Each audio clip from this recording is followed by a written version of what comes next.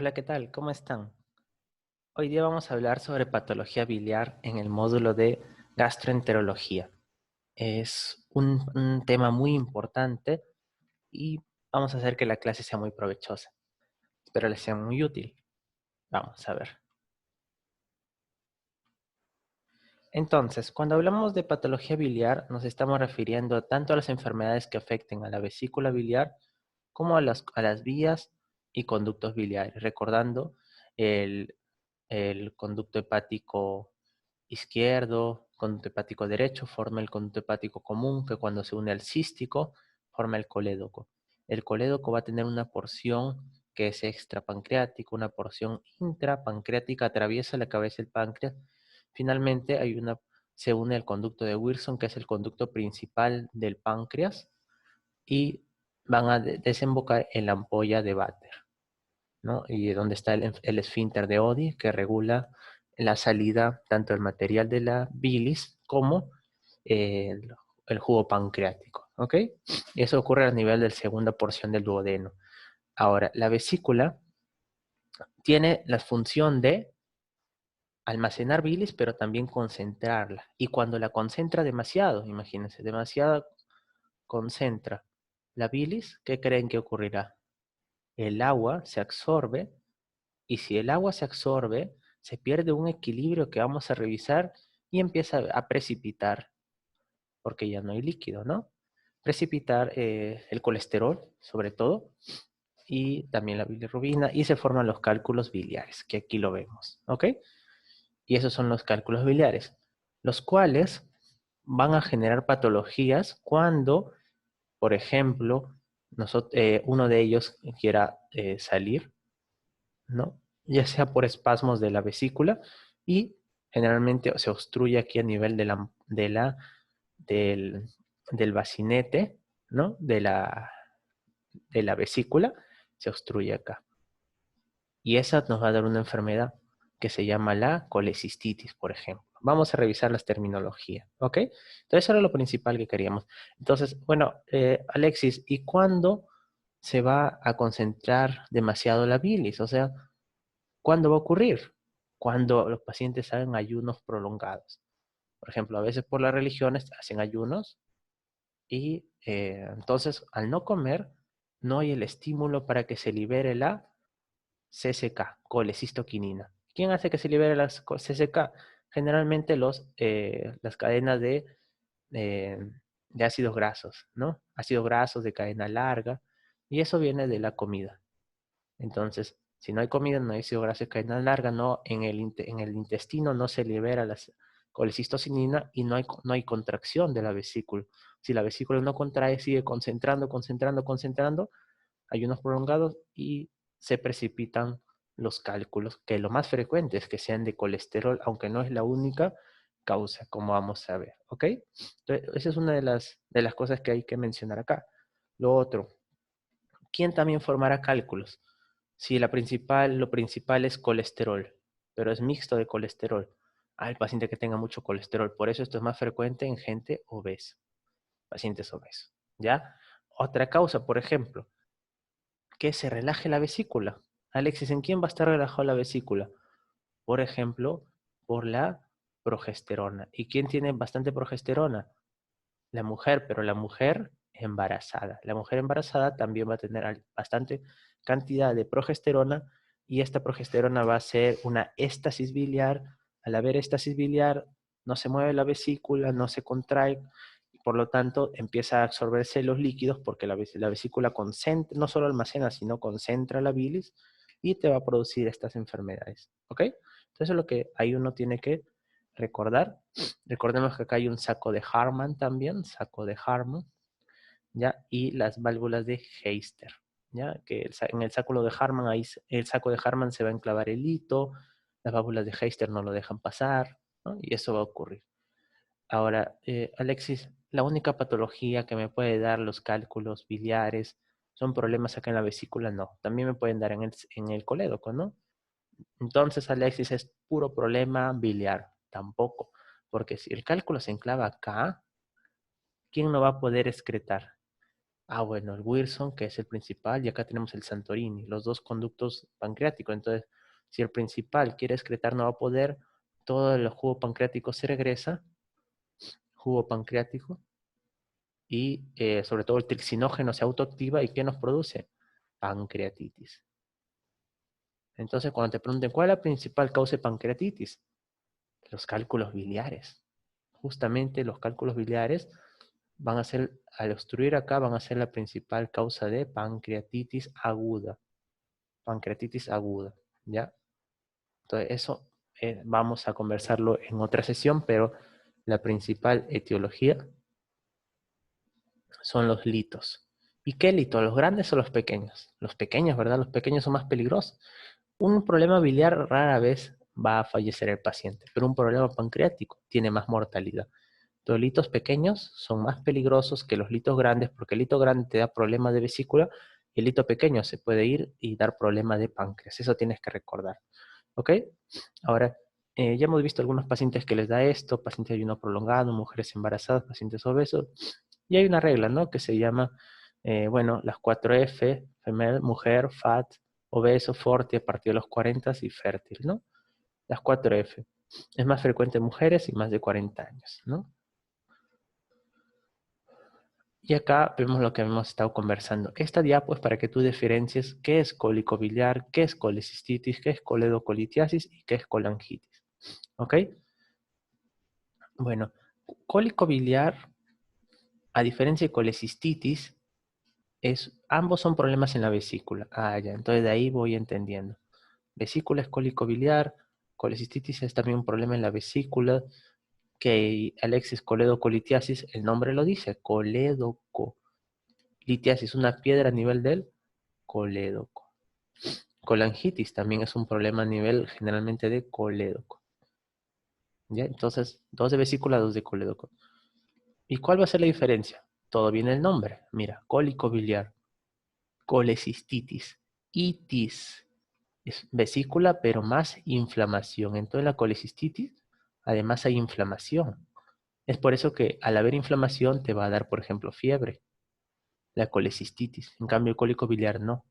Y otra diferencia, el cólico biliar es un dolor,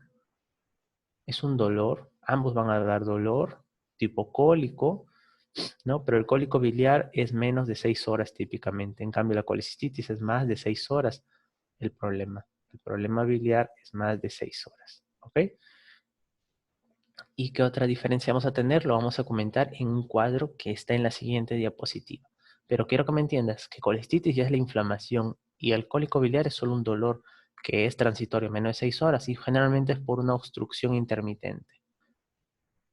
Una obstrucción intermitente, ¿ok?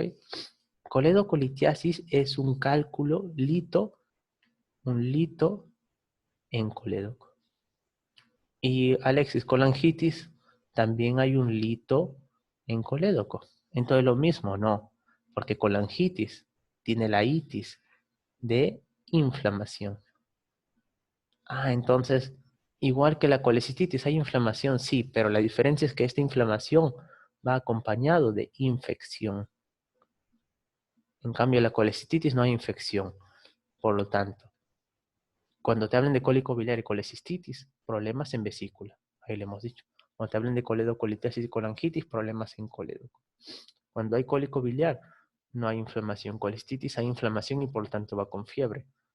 Y en cólico biliar el dolor es menos de 6 horas. Ahora, esta inflamación no está asociada a infección, por lo que yo no le doy antibióticos como tratamiento a una colecistitis.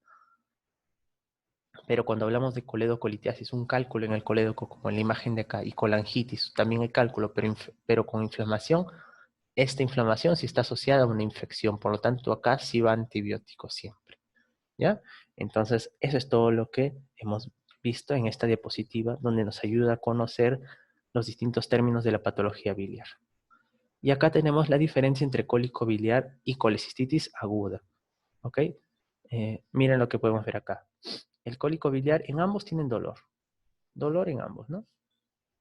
Ahora, la tensión abdominal, o sea, al palpar. Bueno, acá es leve, si el dolor es al palpar, ¿no? Pero acá la tensión es moderada, severa y hay Murphy positivo. O sea, ¿quién va con Murphy? la colecistitis aguda. Alexis, hazme recordar que es Murphy. Bueno, yo te he subido un vídeo en el cual tú ves todo lo que es dolor abdominal. Y era importante que lo mires. Es importante que lo veas porque te diferencian los algoritmos y las preguntas que hemos repasado, todos los tipos de dolor abdominal y cómo diferenciarlos. Entonces, ahí comentamos que el signo de Murphy positivo es típico de la colecistitis aguda. ¿Y cómo es?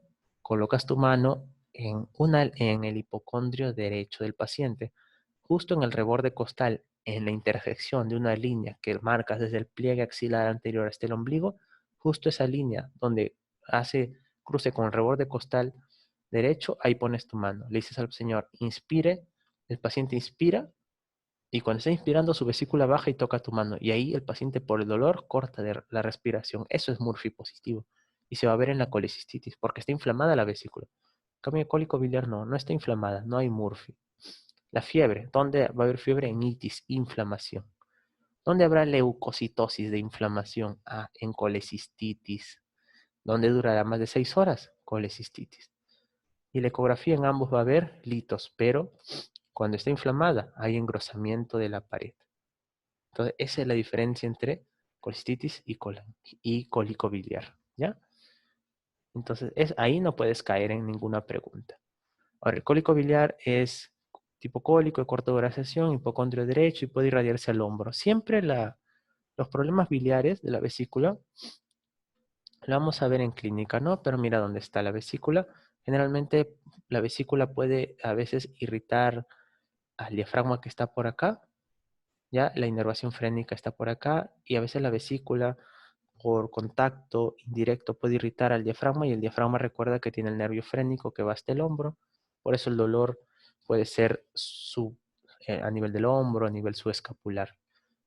Ahí se irradia, ¿ya? Hombro, torso en el cinturón y puede estar acompañado de náuseas 15 a 30 minutos luego de ingesta, sobre todo rica en grasa. Eso es típico, ¿no? El paciente come grasas.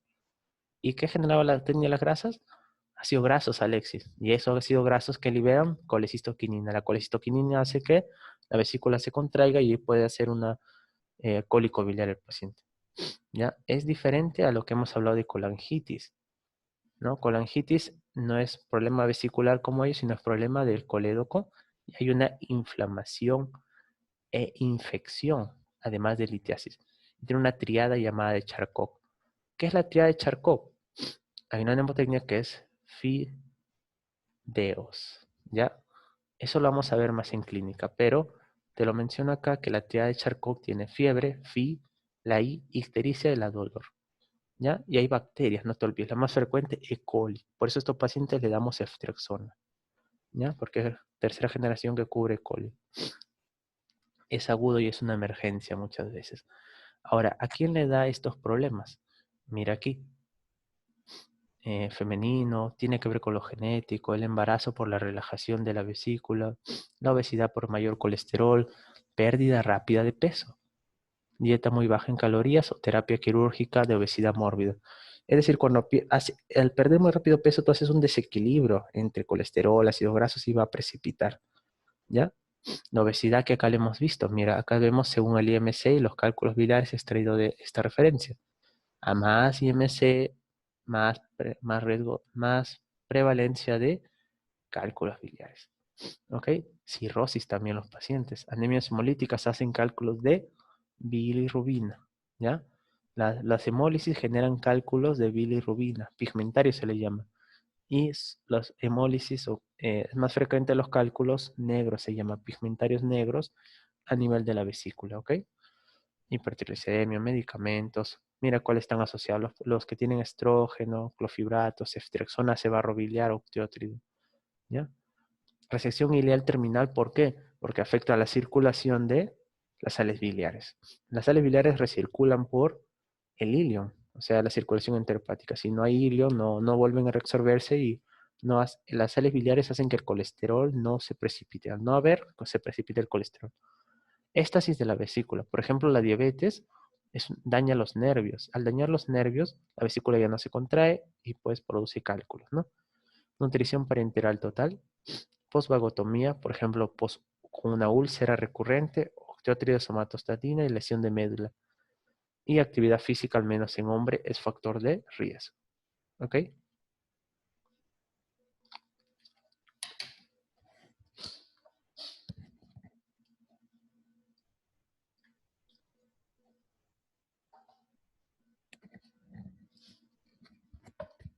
¿Ok? Bueno, entonces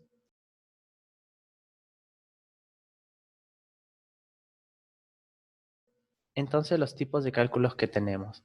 Nosotros tenemos cálculos de colesterol o pigmentarios. ¿Ya? Y en colesterol, por ejemplo, vamos a tener colesterol puro y colesterol mixto, que tiene más del 50% de colesterol.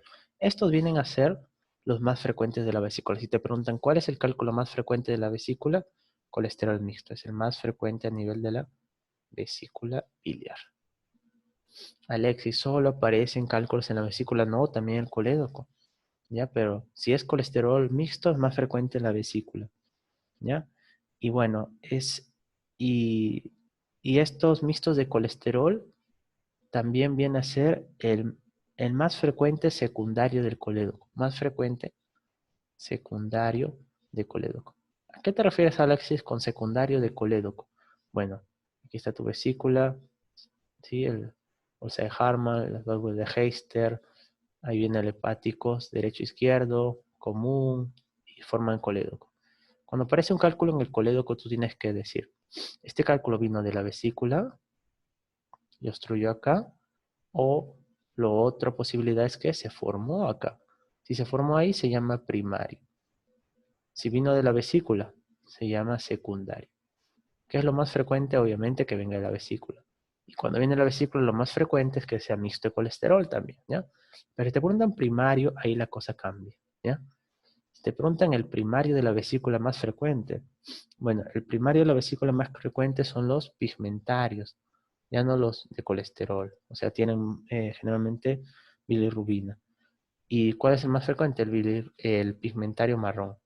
Es el más frecuente primario del colédoco. ¿Qué tiene, Alexis? Tiene bilirrubinato cálcico, ácido palmítico, ácido esteárico, pero principalmente bilirrubinato cálcico. ¿Ya? Alexis, ¿y qué pasa si cuando hay hemólisis? Me dijiste que había anemia, exacto. Perdón, claro, va a haber anemia, pero me dijiste que también la bilirrubina precipitaba, sí. ¿Y qué forma? Forma los pigmentarios negros. La hemólisis forma los pigmentarios negros. Es el cálculo asociado a hemólisis. ¿Y dónde aparecen estos pigmentarios negros? En la vesícula. En la vesícula. Entonces, esos datitos tenías que conocer sobre los tipos de cálculos biliares.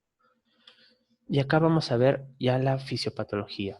Mira, acá lo que quiero que me entiendas es que nosotros vamos a tener un equilibrio, mira esta balancita, entre colesterol, que quiere formar litos, como los de acá abajo, y otros que no quieren formar, como la fosfatidilcolina y los ácidos biliares. Eso evitan que se formen los litos. Entonces, estos son buenos, colesterol, malo, porque forma litos. Equilibrio. Ahora, si reduce lo bueno, se forman los cálculos o se aumenta el colesterol. Entonces vamos a ver cuándo se reduce los buenos. Por ejemplo, cuando hay una dieta no balanceada, se reduce la fosfatidilcolina. ¿Ya? Por ejemplo, está bastante en pescados, por ejemplo, y ahí se reduciría. Otra causa, cuando no hay ácidos biliares. Por ejemplo, cuando hay una enfermedad de Crohn, todo lo que ataca el ilion o resección ilial, no recircula. Mira cómo del ilion se reabsorbe otra vez los ácidos biliares y se secreta. Entonces, si no hay ácidos biliares. Y lo otro, el famoso secuestro de ácidos biliares, ¿no? Por ejemplo, ayunos, alimentación parenteral, todo eso genera que los ácidos biliares ya no se eliminen porque no hay grasa que emulsificar los ácidos biliares, su función es emulsificar las grasas, entonces no recircula eh, y se pierde el equilibrio, más colesterol, menos ácidos biliares, y se pierde el equilibrio, disminuye ácidos biliares y pues aumenta el colesterol. Y Alexis, ¿algo puede aumentar el colesterol? También, claro. Y por ejemplo, ¿qué aumenta? Puede aumentar su síntesis, ¿sí? Por la HMG hidroximetilglutarilcoenzima reductasa. Eso es lo que inhibe la estatina 6, el colesterol, la progesterona bloquea esta enzima CAT que normalmente esterifica el colesterol y lo deja libre al colesterol. Y si se bloquea la CAD, el colesterol ya no se esterifica, se queda libre y se excreta y puede aumentar la secreción de colesterol. Todo esto genera sobresaturación, más colesterol, menos fosfatilcolina, menos ácidos biliares, sobresatura, forma cristales y cálculos de colesterol. Entonces, eso es la fisiopatología, ¿ya? Y acá lo vamos a ver en relación colesterol-ácidos biliares, ¿no? Mire, los estrógenos, ¿por qué es más frecuente en la mujer? Porque los estrógenos activan a la enzima 12-alfa hidroxilasa. Y esta enzima 12-alfa hidroxilasa aumenta el colato. De los ácidos biliares tenemos dos, colato y queno de oxicolato. Este es bueno, este es malo. ¿Por qué? Porque el colato, el que hemos puesto que es malo, se asocia con más eh, secreción de colesterol. Y si más colesterol, más cálculos. Entonces no te olvides, por eso la mujer tiene por la 12-alfa hidroxilasa que aumenta el colato. Y los cálculos pigmentados, eso es lo que te hablé, que tiene bilirrubina, ¿verdad? Por ejemplo, anemia hemolítica, pigmentarios negros, por la bilirrubina no conjugada, que se vuelve bilirrubinato cálcico, uno de sus componentes es bilirrubinato cálcico, y da cálculos pigmentados, ¿no? ¿Qué más? Puede que el glucurónido de bilirrubina, por ejemplo, las bacterias producen una beta-glucosidasa, que al glucurónido de bilirrubina que se excreta se vuelve otra vez bilirrubina no conjugada, y eso también se deposita como cálculos. Y lo otro es que se formen menos micelas por las bacterias, una colangitis, colecistitis, aumenta los ácidos grasos libres, palmitato y esterato de calcio y forman cálculos pigmentarios. Incluso el pH.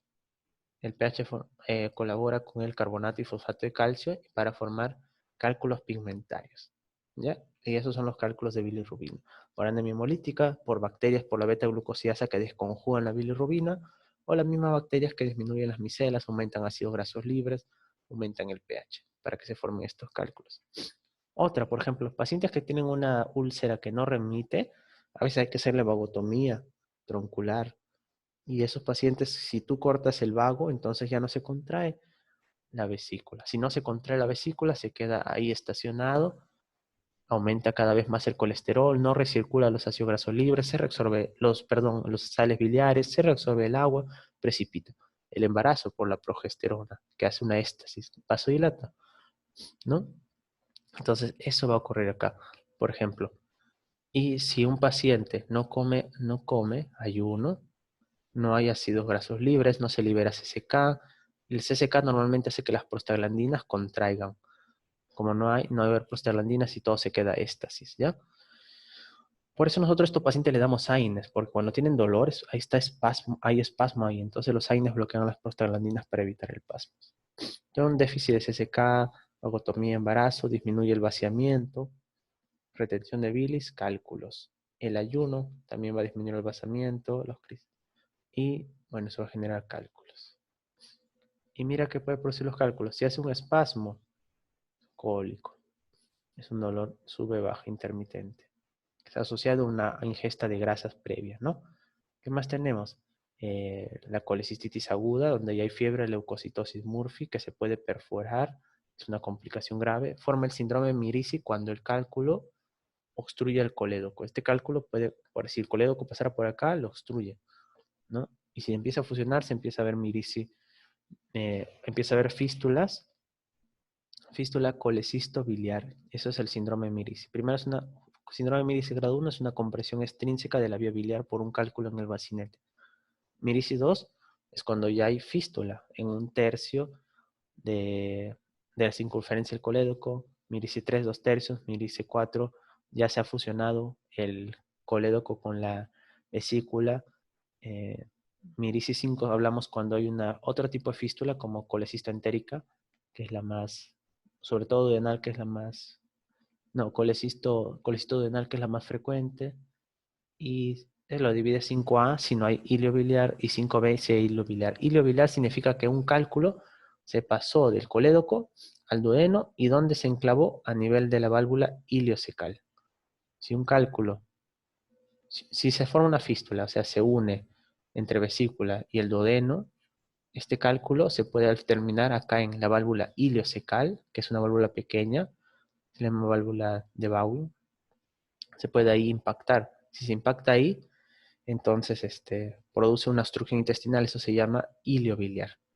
No te olvides, iliobiliar es cuando hay una obstrucción intestinal secundaria, un cálculo que se impactó en la válvula iliocecal.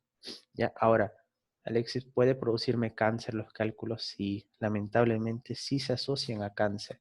Por eso muchas veces hay que sacarlos, porque se pueden asociar a cáncer, ¿no? Entonces, a veces hay pacientes asintomáticos, pero como decimos, se puede asociar a cáncer. Entonces, si se puede asociar a cáncer, uno mejor es sacarlo.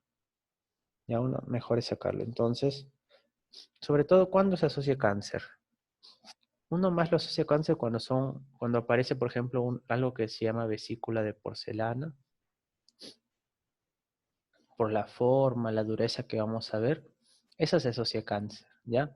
La vesícula esclerotrófica también se asocia a cáncer, ¿ya? Eso de ahí se asocia a cáncer cuando, tal vez vesícula esclerotrófica. ¿Cuándo más se asocia a cáncer? Cuando el hito es mayor de 3 centímetros, cuando hay un pólipo adenomatoso mayor de 1 centímetro. Entonces, eso se asocia a cáncer. Vesícula parcelana es la pared calcificada. Ahí también lo sacamos, ¿ok? Entonces, esto de acá es lo que hablamos del iliobiliar. Mira cómo obstruyó. Puede dar pancreatitis también. Y si se infecta en el colédoco, colangitis. Y esas son las consecuencias de la colelitiasis, de esta revisión. Mira lo más frecuente. Lo más frecuente es que los pacientes tengan cálculos asintomáticos, 75%. Obstruyendo intermitentemente y genera cólico biliar, menos de 6 horas, 20%. Cuando se impacta y es una colestitis aguda, 10%. Mira, cuando el 4, mira, se fusiona en la vesícula con el colédoco, síndrome de Mirici. ¿Ya? Cuando el cálculo se impacta aquí en el conducto biliar común causando ictericia porque no deja de drenar la bilirrubina directa y también pancreatitis. Riesgo de colangitis ascendente y pancreatitis 5%. Cuando el cálculo hace una fístula, o sea, sería un Mirici 5, ¿no? Es menos de 0,1%, una colecisto entérica. Y si genera obstrucción, se llama iliobiliar. Y cuando da carcinoma, vesícula en porcelana, esclerotrófica, pólipo más de 1 centímetro, litio más de 3 centímetros, riesgo de carcinoma. Y bueno, esto es lo que tiene que ver con la ictericia. Recordemos que acá, cuando la ictericia, la bilirrubina viene indirecta y en el hígado se vuelve directa, ¿no? La hemocateresis se produce en el vaso, si ahí es bilirrubina indirecta, viaja por la sangre, en el hígado se vuelve bilirrubina directa y luego se excreta por la bilis. Pero si tú obstruyes con una piedra, la bilirrubina directa no se excreta, aumenta. La bilirrubina directa cuando aumenta va con coluria, no olvides. O sea, orina color té y puede ir con acolia, heces blancas. ¿Ya? Eso es lo que más importante. Y mira lo que la bilirrubina puede producir: ictericia, las sales biliares aumentado y por ahí endorfinas, prurito, colesterol, depósito de colesterol. Si se infecta a nivel de colédoco se llama colangitis. Cuando hay déficit de sales biliares, puede ser esteatorrea, porque no se absorben las grasas, y déficit de las vitaminas liposolubles, AEK. ¿Okay? Esas son las consecuencias de la colestasis. Entonces, ¿cómo es la clínica de estos pacientes? Lo primero que hay que recordar acá, que el dolor va a ser un dolor tipo visceral, porque es una víscera.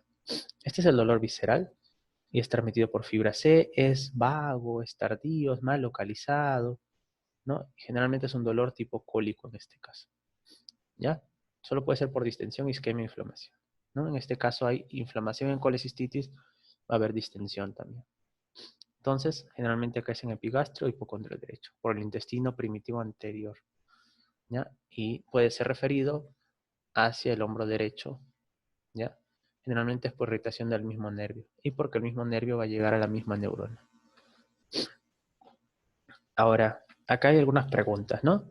Por ejemplo, el tiempo de evolución, generalmente estos pacientes tienen episodios recurrentes. Uno le pregunta, señor, ¿alguna vez usted le duele? Sí, ya varias veces me ha dolido así, pero me calmaba. ¿Alguna vez los ojos se le han puesto amarillos? Te dice así también, pero luego pasaba. O sea, ella tenía episodios de cólicos biliares y ya le han ido pasando hasta que una vez ya no pasó colecistitis aguda o en el colédoco, colangitis, ¿no? Generalmente es algo que ya ha tenido antes. El inicio es progresivo, aumentando poco a poco, como es cólico así. El tipo es cólico, o sea, sube y baja. ¿Ok? Eso de náuseas y vómitos se puede asociar también. Cronología. Bueno, el dolor, como habíamos dicho, es progresivo y puede ser severo. La colisión hipocondrio derecho, se puede irradiar a hombro, zona subescapular derecha, agrava la comida grasa, mejora con AINES. Hay historias similares, síntomas asociados, náuseas y vómitos, ¿no? Mira, este es el dolor de cólico biliar acá. Ahí, ¿ok? Es el dolor cólico. Hay que diferenciarlo con el resto. ¿Sí? Y mira dónde se puede irradiar. Hacia atrás, en mi cinturón, o hacia la zona subescapular. Hombro derecho, vesícula biliar. Ya, ahí está. Gallbladder. En verde. Mira todo lugar en verde donde puede ir. ¿Ok? Entonces, bueno, en el algoritmo de dolor abdominal solo hay que recordar que es un dolor de un proceso inflamatorio, un dolor de presentación es visceral, o sea, mal localizado y es gradual, ya gradual. Eso no olvidar, es gradual. No es somático, ¿ok? No es somático. A menos a que pues haya una, una fístula o una perforación, ¿no? Tal vez hay, pero no es lo común. Entonces, cuando tú tienes un paciente con estas características, en hipocondrio derecho el dolor, ¿qué pedimos siempre? Amilasa lipasa por pancreatitis. Acuérdate que lipasa es mejor, más sensible y específica. Y enzimas de colestasis para la colecistitis. Entonces, si tenemos, por ejemplo, enzimas de colestasis, ¿no? Por ejemplo, ¿cuáles son las enzimas de colestasis? Fosfatasa alcalina, gamma glutamil transpeptiasa y la más específica, más nueva, pero no se utiliza mucho, 5-alfa nucleotidasa. Tenemos positivo en eso, ¿qué le pedimos al paciente? Ecografía. Porque con una ecografía vamos a ver si hay cálculos. Si hay cálculos, hacemos la paroscopía antes de las 72 horas, no se hace después. Si no vemos cálculos, podríamos pedir una tomografía para ver tal vez hay un cáncer, algo ahí. Cuando pensamos que el problema es en colédoco, le pedimos colangioresonancia, ¿ya? Por ejemplo acá, encima de colestasis, ahí le pensamos que una ecografía, si vemos conductos biliares dilatados, pensamos en tomografía frente a CEPRE, generalmente pedimos colangioresonancia. En la clínica, no te olvides, Murphy, entre ombligo y pliegue axilar, trazas con reborde costal, ahí pones tu mano que inspire, si corta la respiración es positivo, signo de Murphy.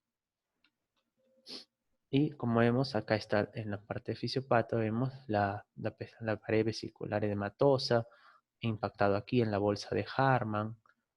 El problema es de prostaglandinas, hay que hidratarlo al paciente, está distendido, pero no se utiliza antimuscarínicos aquí, ¿ah? No, solo AINES y opioides. Ahora antes decía que los opioides podían complicar esto con pancreatitis porque cerraban el esfínter de Oddi, es falso, ya se sabe que no lo hace. En todo caso, el mejor utilizar es meperidina si utilizas un opioide, por, por sus efectos antimuscarínicos, pero no es tan relevante, no ha habido diferencias con la morfina. Entonces, ¿qué hacemos para el diagnóstico, no? De colestitis aguda. Si el paciente tiene Murphy, fiebre y leucocitosis, colecistitis. Le dimos ultrasonido, ecografía. Si vemos las piedras y edema o signo de Murphy ecográfico, que es ves la ecografía, ves el lugar y ahí presionas y que inspire con el ecógrafo, es una colecistitis, con cualquiera de esas, ¿no? Si ves en ultrasonido ambos, o sea, piedra más inflamación, edema o Murphy. Si ves la piedra, pero no hay edema o Murphy, le haces una gammagrafía o se llama colecintillografía. Ya este es el examen más específico que tienes, pero casi nadie lo hace, con tecnesio 99 y con IDA se hace, con ácido iminoacético hepático. Si es positivo con colecistografía, si era una colecistitis. Si es negativo, busca otras causas. Está inflamada, pero por otras causas. Hay piedras, pero las piedras no son la causa siempre. Ya puede haber piedras, 75% asintomático y tener otra causa. ¿Ya? Entonces tú tienes que tener dos cosas, piedras más inflamación de vesícula. Y define la gammagrafía con tecnesio 99 y ácido aminoacético hepático. Si tienes edema y Murphy, o sea, la inflamación, pero sin la piedra, ves colecintillografía. Si es negativo, igual no es. Si es positivo, piensa en una acalculosa alitiásica que se asocia a pacientes inmunodeprimidos. ¿ok? Ellos hacen, por ejemplo, un paciente en UCI. Cuando hay piedras, 90%. La litiásica es un 9 a 10%, ¿ya? Y hay una enfisematosa que es con aire, que es colecistitis gangrenosa menos del 1%. Entonces, la litiásica va para pacientes diabéticos, VIH, politraumatizados, en UCI, ¿ok? Que sin su misma flora ataca la vesícula. Esa es, ¿ya? Por eso es inmunodeprimido y ahí el tratamiento solo es sacar la vesícula. No puedes, en ese momento, no puedes hacer otra cosa. Ahora, si el dolor dura poco, no hay fiebre, no hay leucocitosis, sospechas de cólico biliar, hay no son analgésicos. Y luego, después, por consulta externa, ecografía. Si ves las piedras, puedes manejarlo o no. Si no hay piedras, fuera otra causa. Entonces acá vamos a ver líquido en la ecografía. La ecografía es el examen inicial. No es el gol estándar, pero es el inicial, es el mejor, porque es costo-beneficio el mejor. En cambio, la gamografía es muy costosa, no hay. Entonces, si bien es el gol estándar, no es el mejor inicial. Vamos a ver acá la piedra. La piedra siempre de una sombra acústica. Hay líquido colecisto, la pared vesicular inflamada. Generalmente los parámetros que tomamos es que para que la ecografía vea piedras, tiene que la piedra medir más de 3 centímetros. Y para que uno diga que, la ecografía es positiva, uno puede ser ver los litos, ¿ya? Eso. Y lo otro que el diámetro de la vesícula, ¿no? De longitud más de 8 centímetros y de transversal más de 4 centímetros ya es positivo, ¿ok? Y ahora el colédoco. El colédoco dilatado tiene que ser más de 6 centímetros. Acá ya hemos dicho de ancho más de 4 centímetros y de longitud más de 8 centímetros. Entonces, eso ya nos va diciendo que es positivo, ¿ok? Y lo otro que puedes ver es la pared de la vesícula, ¿no? Y su pared más de 4 milímetros. Eso sí, y las piedras con sombra acústica, eso no dice positivo, ¿ya? Y el mulficográfico también. Y si ves el colédoco dilatado, probablemente hay una piedra, pero para confirmar tienes que hacer una colangioresonancia, ¿ok? ¿Por qué no se ve el colédoco bien y la vesícula sí con ecografía? Porque el colédoco es retroperitoneal, la vesícula no, ¿ya? Ahí sí se ve la piedra. Entonces, ¿cómo hacemos el diagnóstico en estos pacientes? Está compuesto por signos locales de inflamación, signos sistémicos de inflamación e imágenes. ¿Cuáles son signos locales de inflamación? Que duelan, ¿no? Que tenga, por ejemplo, Murphy, el signo de Murphy, o que tenga una masa dolorosa. ¿Cuáles serán signos sistémicos de la inflamación? Ahora, interleuquinas producen fiebre, que eleve el PCR más de 4, o la leucocitosis. Imagenológicos, bueno, la ecografía que hemos hablado, o la colecintillografía, que es la gamografía. Con 2 es sospecha, con 3 es definitivo, ¿ok? Y si hablamos de colangitis ya viene a ser la inflamación del colédoco, pero de causa infecciosa como más frecuente.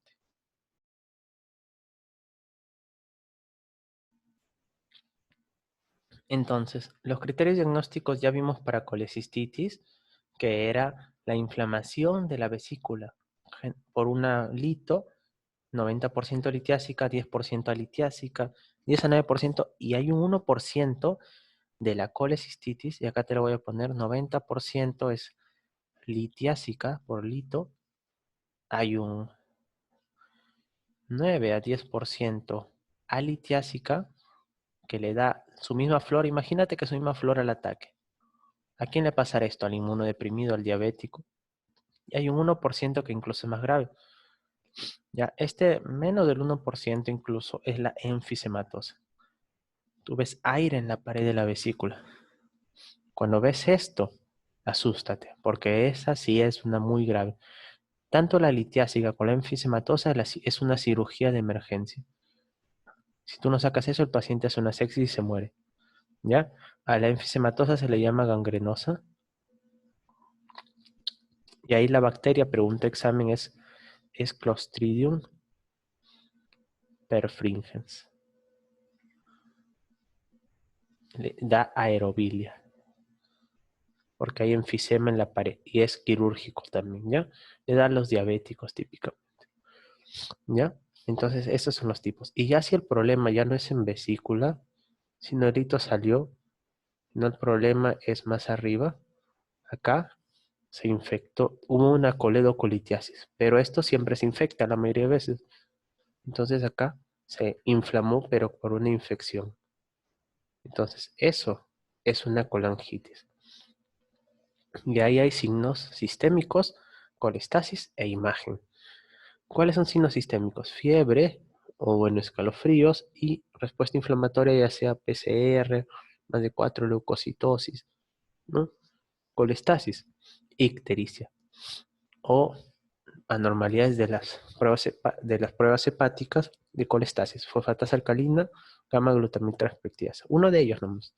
Más una imagen, ya sea dilatación biliar más de 6 milímetros o que se vea la piedra, ¿no? Generalmente la mejor prueba para ver colédoco es colangioresonancia. Y la CEPRE también puede ver, pero es diagnóstico y terapéutica la CEPRE, porque la CEPRE se complica.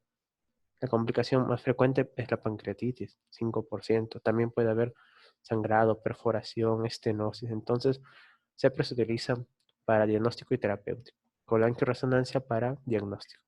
La econdoscopía también está que se utiliza. Este es un artículo de Intramed que nos habla, si un paciente tiene cálculos y está sintomático como el 75%, 80% de los casos, eh, no se aconseja colecistectomía, a menos a que cause síntomas. Es lo que nos habla este artículo. Y acá nosotros tenemos lo que nos dice Act Today.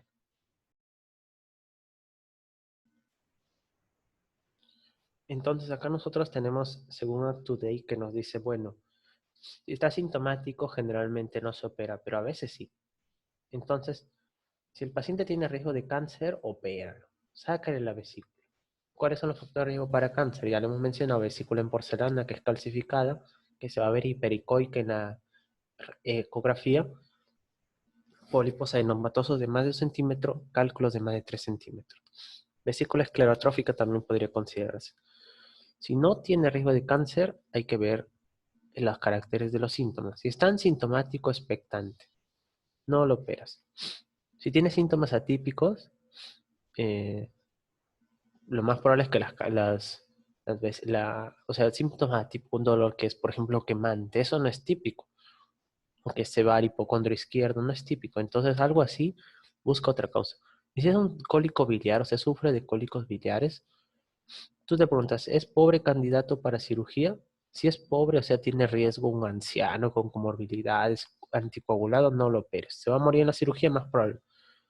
Entonces dices, no, es un paciente que si no tiene factor de riesgo para fallecer en la cirugía. Es ASA2, por ejemplo, allá.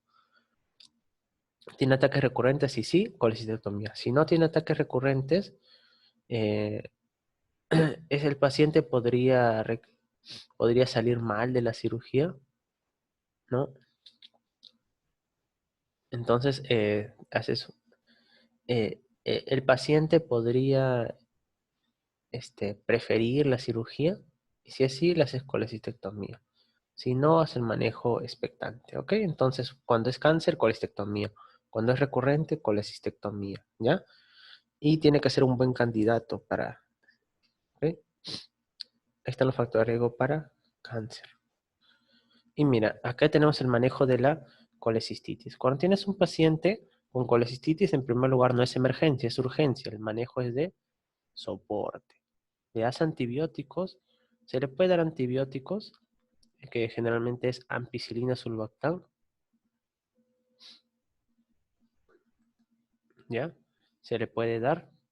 Y bueno, el manejo definitivo es la cirugía, ¿no? Y de ahí va a depender el grado de, de colecistitis que tenga el paciente.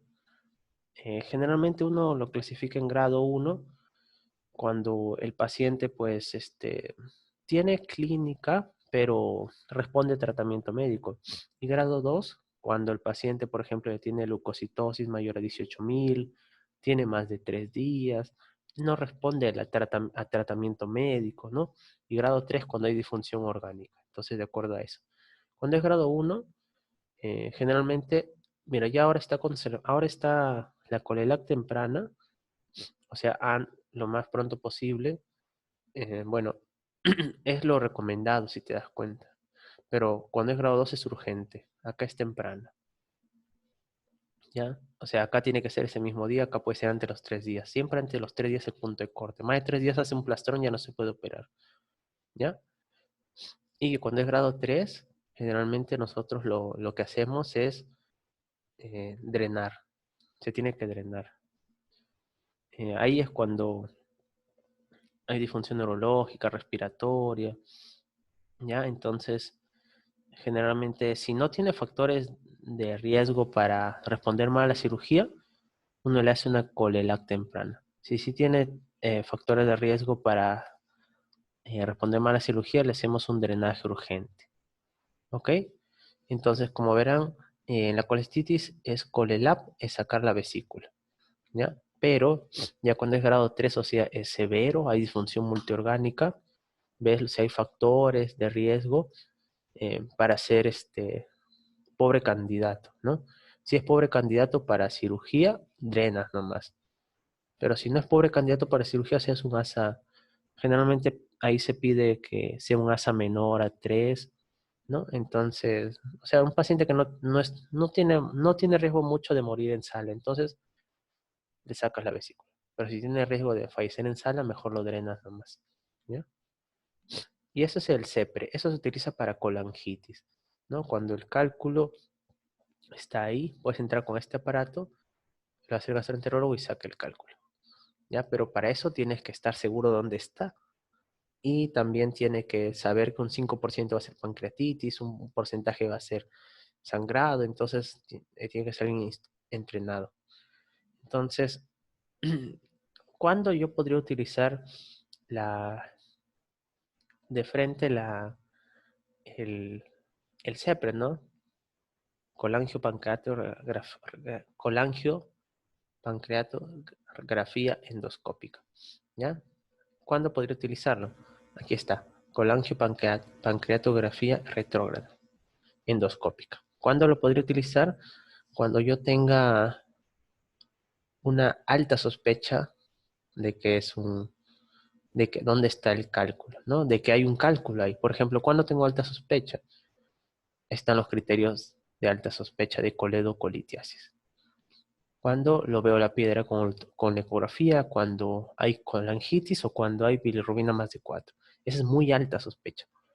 Puedo tener alta también cuando veo el dilatado, no lo veo el cálculo, pero lo veo dilatado, o la bilirrubina entre 1,8 y 4.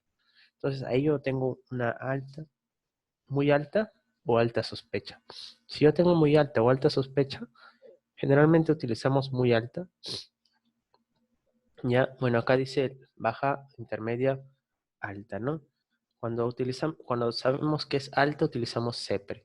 De frente entramos, ya no pedimos colangioresonancia porque ya sabemos que si hay una piedra y hay que sacarla. Cuando se ve la piedra, cuando hay colangitis o cuando la bilirrubina es mayor a 4. Si no, generalmente pedimos colangioresonancia para verla, ¿ya?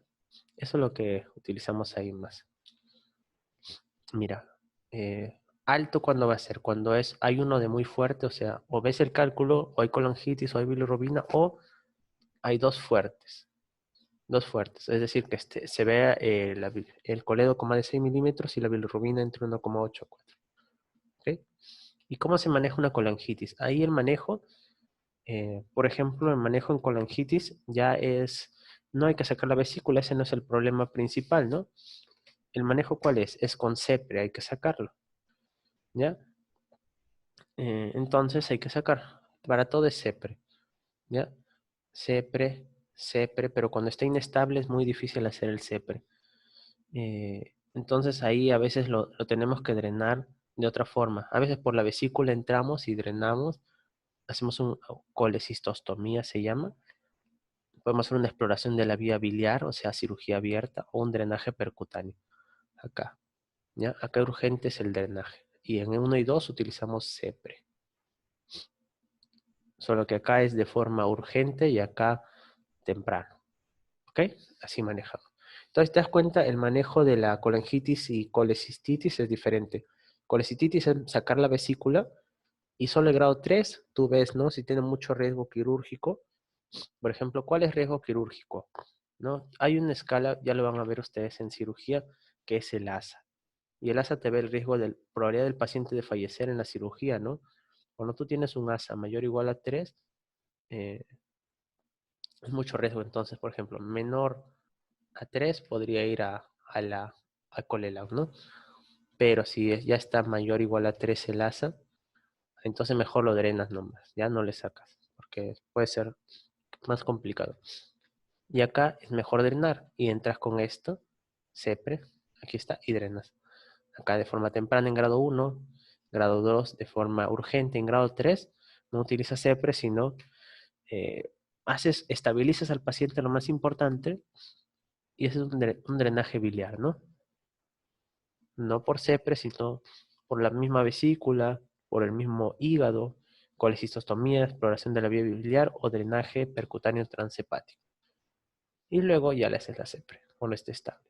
¿Cómo se previene eso? Un paciente no debe bajar de peso de golpe, no debe estar obeso, una dieta saludable, no se debe saltar las comidas porque la vesícula va a concentrar, ¿no? No, debe perder 1 kilo a la semana como máximo, algunos pierden de golpe y bueno, eso sobre todo, no comer tanto colesterol, etcétera. Y bueno, solo para terminar, la colecistitis acalculosa, recuerden que les hablé de un menos del 10% que no había cálculo, alitiásica. Mira, se engrosó la pared, no hay cálculo. Y acá hay aire, mira, enfisematosa, este es menos del 1%, menos del 10%, la de acá es menos. Acá es por clostridium difícil y acá es por generalmente coli y Klebsiella. Y bueno, los dos son emergencias, hay que sacar la vesícula lo antes posible. Las etiologías, factor de riesgo, todo paciente inmunodeprimido es factor de riesgo, ¿ya? En UCI es lo típico. Y mira, todas las bacterias que pueden ser de calculosa. Ahí tal vez lo más frecuente que es salmonela, ¿no? Porque los portadores de salmonela más 12 meses hacen colecistitis acalculosa. ¿Y cuál es el manejo? Si tú identificas que hay necrosis, enfisema o perforación, colecistectomía de emergencia. Si no, tratas de hacer un drenaje. Y si ves a las 24 horas, si falló, lo sacas la vesícula. Si no falló, continúas antibióticos, ¿no? Haces ultrasonido y le puedes hacer electiva colecistectomía, ¿ya? Pero si no hay la piedra, hay que sacar la vesícula, hay que remover el tubo del mínimo drenaje y probablemente no sea requerida la colecistectomía. Ese sería el algoritmo a manejar ahí. Y bueno, ha sido todo. Muchas gracias por ver este video. Espero les sea muy útil. Sobre todo patología biliar, cómo se maneja colistitis, cuándo utilizar CEPRE, cuándo no. ¿Ok? La clínica, la fisiopato, quién tiene riesgo y cómo prevenir. Hasta una próxima oportunidad. Hasta luego.